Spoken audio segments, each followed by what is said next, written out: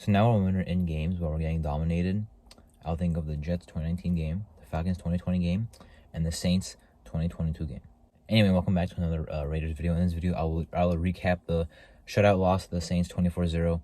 This video will not have any highlights in it. I mean, what highlights am I supposed to include? We scored 0 points. Our best play was probably the Saints missing a field goal. If we're not gonna score points, at least they missed 3 points there. That's probably our best play in this game. Yeah, we got completely dominated. Coming off a win, this is a winnable game. But, we were still a tough roster, as I did mention, that we were playing in the Saints. But very winnable. It is on the road, that made it a little tougher, East Coast traveling. But we shouldn't have gotten dominated like this. We shouldn't have scored 0 points. Their team has so many injuries. Their defense really has been bad this season, allowing almost like 30 points a game. Worst, one of the worst in the league. And we couldn't score on them. Firstly, I know people say Jacobs did not get the ball enough. We couldn't run the ball. Why would we give the Jacobs the ball more? Even early in the second half of the game, of course we're down by a lot. So people understand that we're not going to give them the ball. But even in the first half, it's like we didn't give them the ball because we couldn't run the ball. That's why. The Saints' run defense was so locked down. Our offensive line played really well the last 3 weeks. I'd say this game cannot get anything moving. So many penalties as well. Pass protection was not good. Carr was under pressure the whole time. I liked his pocket mobility, but Carr obviously wasn't good either. Nothing was good, but Carr wasn't good either.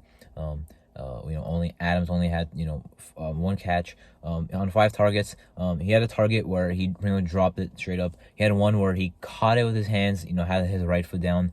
The referee said his left foot was not down. Questionable, like the Chiefs one, but I don't know if that was the wrong call.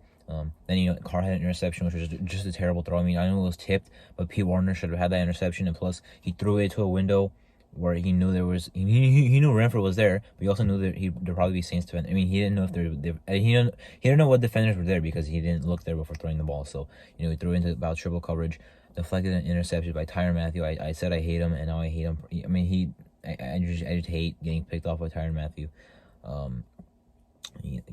Even though he's not on the Chiefs anymore, he's still doing that.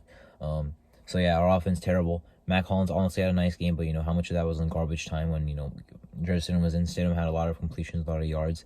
Keelan Cole had like 30 yards, but didn't play till like late in the game. Amir Abdullah, I guess, had a nice receiving game. He pretty much took over the Brandon Bolden role. I like saying that. I think Abdullah is better than Bolden, so I do like seeing him take that role. Samir Wright hardly played, and he played at the very end. No touches for him. Renfro had 2 targets. Moreau, I think, did have some nice plays. Even if Waller played in this game, I don't think he would have done much. I mean, why would he? Our offense didn't do anything. I don't know if Waller would have stepped up and done anything. But, Moreau, I do like what he showed. Now, defensively, and we just could not stop. I said watch out for Taysom Hill. I said watch out for Alvin Kamara, and they just dominated us. I even said watch out for Peyton Turner. He got 2 sacks for the Saints defense. But Taysom Hill, we know he was going to run the ball with design as a design quarterback run. You just could not stop it. It was unfortunate. Kamara, overall rushing statistics don't really look that good, but he was just too dominant. I think he had like 150 maybe total yards, scrimmage yards, and 3 touchdowns. Obviously, really hard to bring him down. It looked like he was going 5 yards a pop out there, even though I think rushing he averaged like 3 yards a carry to 4 yards a carry. It felt like a lot more. We had a really hard time slowing him down. The run defense was not good. The pass defense was terrible. Anything even really is bad. We need Hobbs back as soon as possible. I was hoping the Nikel Roby-Coleman curse would work for us, but it didn't. He didn't even play on defense. Rocky Scene getting turned around by Olave too many times. Olave is a very, very good player. So yeah, our defense just looked lost out there. Chandler Jones, I don't think I saw him make any good play. I think he had like 1 solo tackle. I hardly saw him out there. Diablo is making a lot of tackles, but to be honest, at this point, I'm getting tired of seeing him making tackles after the running back got 5 yards. Like, you can tackle, but it's already kind of too late. At that point, it's already a bad play for our defense. The Perriman can make some plays in run defense, but no one in our linebacking core can make, jump on the ball and make plays. I want to see, hopefully we get a big linebacker next year in the draft. Not like a big size linebacker, I'm saying, a big prospect. First or second round at linebacker. I would love to do that. Just so they can make some plays. Defensive line, no one. I mean, even Crosby in the past. We had 0 sacks. All right, we had 0 pressure the entire game. Crosby even couldn't get after him.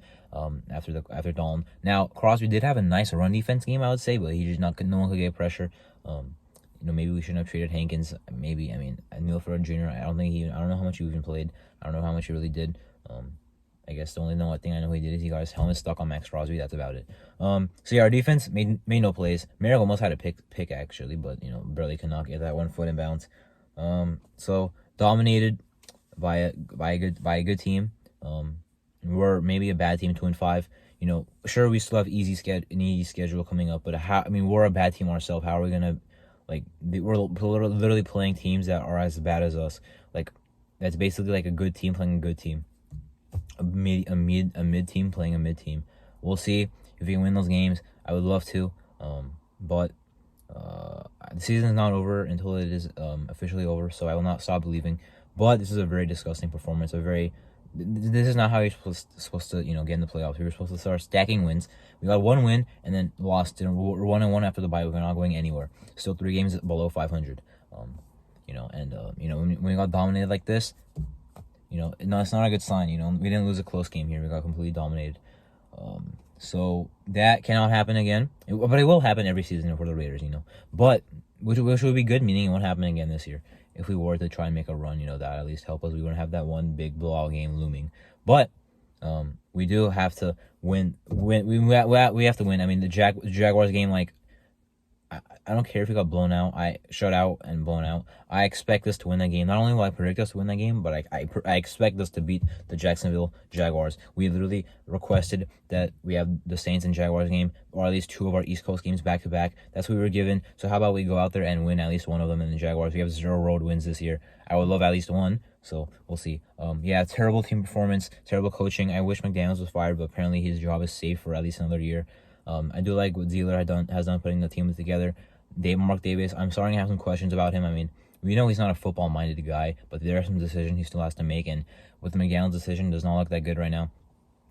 As a business guy, yeah, he's great. We have been making a lot of money, but we're not winning games, and the tickets are too expensive for a team that's losing games. So now onto the trade deadline, which there's nothing to talk about because we didn't do anything for the Raiders. Because we didn't do anything. Were we really, besides I guess Hankins is like one guy where like you get something for him, and there's not much. There's no one on this team, and there's no one on this team where like you would comfortably be trading away, because like there's a lot of guys you can trade: Waller, Renfro, Jacobs, Chandler Jones, I guess, but no one's taking on the contracts right now. And plus, those are big franchise guys. They just paid every one of those guys. Well, not Jacobs, but we couldn't really be sellers, I guess. Unless we want to trade some like low end guys on our team, like Jonathan Hankins, like a Deron Harmon. Although we shouldn't trade Harmon. I'm saying smaller depth. Let's say veteran pieces. But that's not going to get us much. If we're really going to go into a rebuild, that's not going to help us. Now, are we sellers? No. I like keeping on to our picks. We do still have the team to do it, but we need to see improvement and better coaching to get us there. Anyway, that was my Raiders Saints game recap. I'm Marto. Thank you for watching.